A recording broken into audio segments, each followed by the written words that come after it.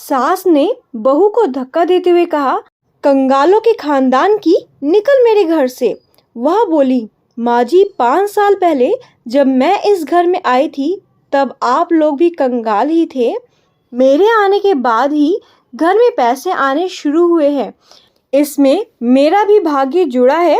इतने में इंदु का पति मनीष वहां आ गया। वह बोला, तेरा भाग्य नहीं, मेरी मेहनत से धंधा चला है, समझी।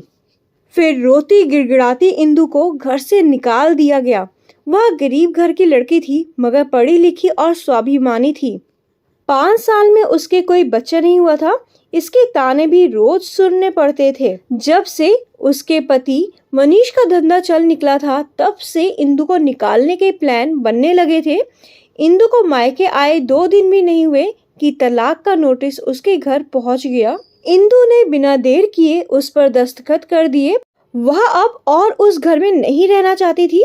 उसे ईश्वर पर भरोसा था, रोज पूजा पाठ करती थी। जल्द ही उन दोनों का तलाक हो गया।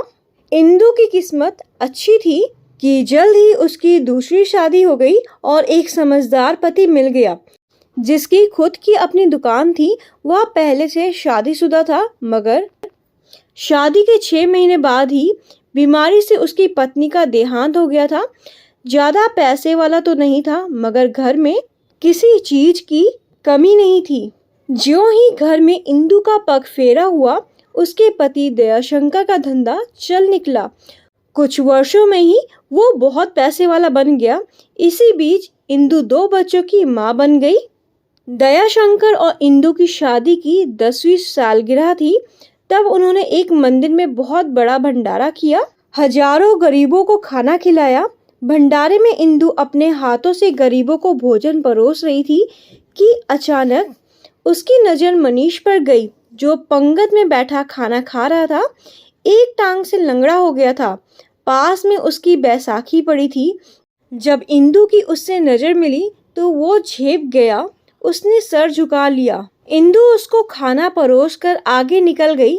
जब मनीष ने खाना खा लिया और जाने लगा तो इंदु ने कहा, रुको।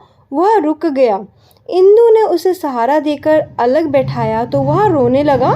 रोते रोते हाथ जोड़कर बोला, माफ कर दो, तुम ही उस घर की लक्ष्मी थी।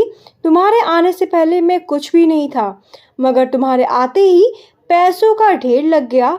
मगर तुम्हारे जाते ही मेरे बुरे दिन शुरू हो गए। तलाक के 1 महीने बाद ही मेरा भयंकर एक्सीडेंट हुआ। मैं अपाहिज हो गया। माँ भी उस समय मेरे साथ थी। उसकी रीढ़ की हड्डी में चोट लगी। वो लकवे का शिकार हो गई।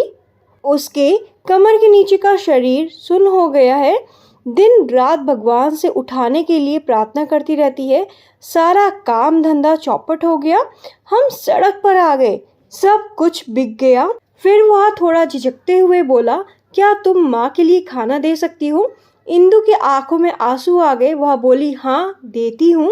फिर उसने बहुत सारा खाना पैक करवा कर मनीष को दिया। साथ में 10,000 रुपए भी दिए।